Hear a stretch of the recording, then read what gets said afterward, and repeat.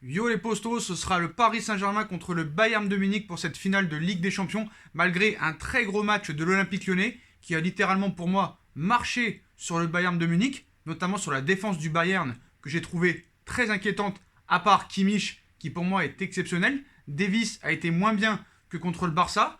Donc quand tu vois une équipe qui en met 8 au Barça, on la connaissait la faiblesse du Barça cette saison, que ce soit en championnat ou en Ligue des Champions, on le savait que c'était très faible. Avec un Piqué, Langlais et Semedo en dessous de tout. Contre une équipe de Lyon très bien en place. On a pu le voir contre la Juve sur un match aller-retour, contre Manchester City. Malheureusement, l'Olympique Lyonnais n'a pas été aussi efficace que contre la Juve et que contre Manchester City. Et malheureusement, ce soir, Lyon a manqué cruellement d'efficacité. Memphis Depay et Toko Ekambi ont mangé la feuille de match. J'ai pas peur de le dire, parce que le nombre d'occasions qu'a l'Olympique Lyonnais, surtout lors des 20 premières minutes, si tu mets pas ces occasions-là dans un match contre une équipe comme le Bayern de Munich, c'est mort. Parce que le Bayern, eux, on savait qu'il leur faudrait pas 3000 occasions pour en mettre une. Et ça a été vérifié avec ce doublé de Serge Gnabry, notamment un premier but exceptionnel. Mais en soi, sur le match, vraiment pour moi, Lyon a dominé son sujet. Lyon a été complètement cohérent avec les matchs, par exemple, contre la Juve et contre City. Ils sont cohérents dans ce qu'ils veulent faire. Ce soir, le Bayern de Munich, j'ai pas vraiment compris ce qu'ils voulaient faire. Alors, est-ce qu'ils ont un peu sous-estimé l'Olympique Lyonnais en disant on a une finale dimanche, on est supérieur, on fait le minimum syndical, et voilà, on fait le minimum pour que dimanche on arrive très frais contre le Paris Saint-Germain? Ou vraiment, est-ce que Lyon vraiment a su faire déjouer cette équipe? Mais en face, tu avais une efficacité remarquable. Et ce 3 buts à 0, vraiment, c'est presque. Je dirais pas que c'est 3 occasions de 3 buts parce que Anthony Lopez a arrêté quelques balles. Mais voilà, moi dans le jeu, franchement, l'Olympique Lyonnais n'a pas à rougir. Il a manqué seulement d'efficacité. Quand tu vois par exemple le face-à-face de Toko Ekambi face à Neuer, qu'est-ce qui t'empêche de faire un piqué? Ça revient à 2-1. La première occasion aussi de Toko Ekambi, ça peut faire 1-0. Memphis Depay, je suis désolé, il manque de lucidité. Lors de son élimination et de son occasion ratée, moi je suis désolé, Memphis Depay, certes c'est un bon joueur, mais je ne le trouve pas exceptionnel. Contrairement à Aouar, même si Aouar a été moins bon en première mi-temps qu'en deuxième, en deuxième mi-temps, il a prouvé encore que c'était l'un des meilleurs joueurs, même le meilleur joueur lyonnais. Cornet a été aussi beaucoup moins bon, mais voilà, bon, 3-0 pour moi ça reflète pas du tout la physionomie du match. Voilà. Donc félicitations quand même à l'Olympique Lyonnais, qui méritait pour moi beaucoup mieux. Alors, maintenant, la question qu'on va se poser, on va se projeter un petit peu sur le match contre le Paris Saint-Germain. Parce que Lyon a fait un très gros match. Lyon a eu beaucoup d'occasions. La défense du Bayern a été pour moi très inquiétante. Notamment aussi le milieu de terrain, où j'ai pas trouvé très impressionnant. Alaba, Boateng, des fois, cette défense centrale fait très peur. Je vous le dis, fait très peur. Et franchement, lors de cette défense, à part Kimmich, qui a encore surnagé, alors déjà qu'il était l'un des meilleurs milieux du monde, quand il joue à droite, c'est encore mieux. Léo, si t'as une petite idée pour l'arrière droit, je le conseille Kimmich. Voilà, Boateng et Alaba, c'est prenable. C'est prenable parce qu'on a vu comment Toko Ekambi, comment Memphis Depay ou Aouar arrivaient à percer cette défense assez facilement. Parce que franchement, Lyon arrivait vraiment très facilement à se projeter vers l'avant avec des attaques rapides.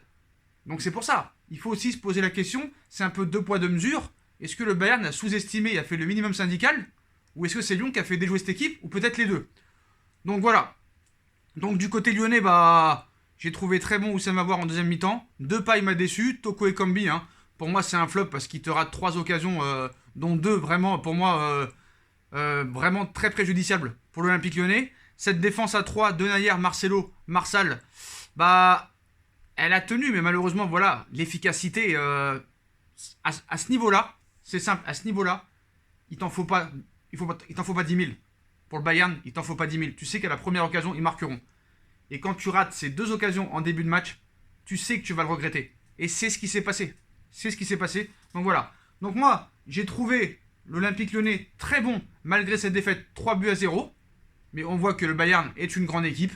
Et que eux, ça bégaye pas devant le but. Voilà. Donc, maintenant, Paris Saint-Germain, Bayern de Munich en finale de Ligue des Champions. Félicitations au parcours de l'Olympique Lyonnais qui a vraiment représenté le football français. Maintenant, est-ce que Paris a une chance contre le Bayern de Munich? Est-ce que Paris est favori contre le Bayern de Munich? On peut se poser la question. On peut se poser la question.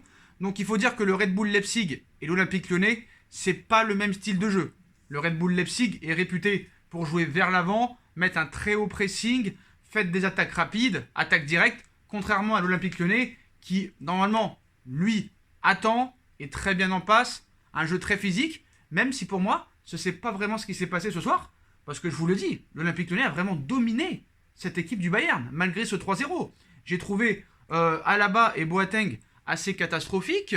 Franchement, Davis n'a pas été aussi à l'aise que contre le Barça ou contre Chelsea. Müller, j'ai trouvé inexistant. Perisic, inexistant. Gnabry, pour moi, c'est l'homme du match du côté du Bayern de Munich. Lewandowski a quand même raté pas mal d'occasions, même s'il a marqué ce 3e but. Franchement, moi, ce que je vois, hein, Paris a toutes ses chances. Paris a toutes ses chances. Je suis désolé. Pour moi, le milieu de terrain que j'ai vu hier est supérieur à celui du Bayern. Ce 8-2 contre le Barça ne veut presque rien dire.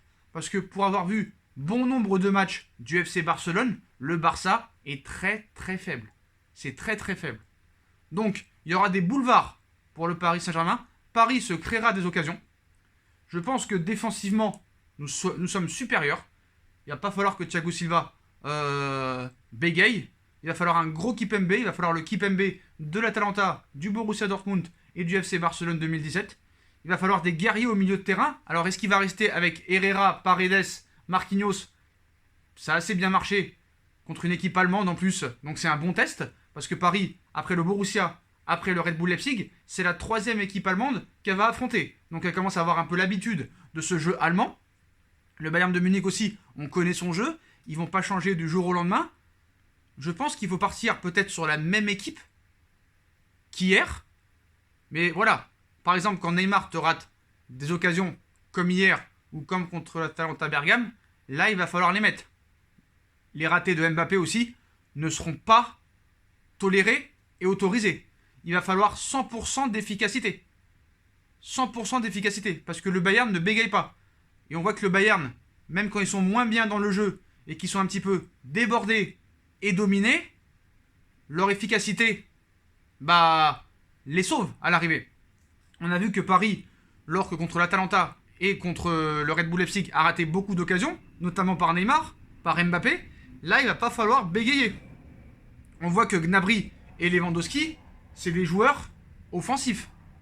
C'est presque des attaquants. Gnabry et Lewandowski. Lewandowski, c'est un neuf, un pur neuf. Mais Gnabry, c'est un joueur très offensif. Il ne bégaye pas devant le but.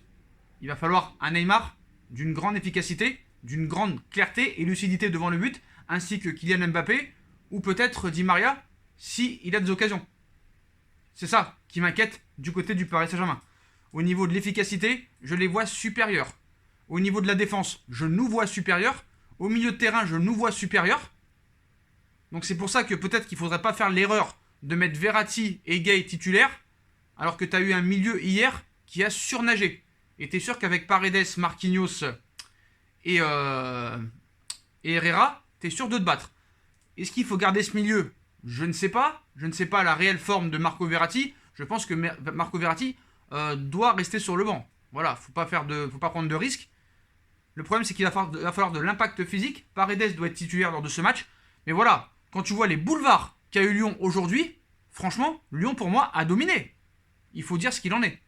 Au niveau des stats, qu'est-ce qu'on a ce soir? Bon, le Bayern, ce soir, a eu la possession de balle. Lyon a plus joué en contre, mais est arrivé facilement à arriver dans le camp du Bayern de Munich et à percer cette défense. Je suis désolé. Voilà.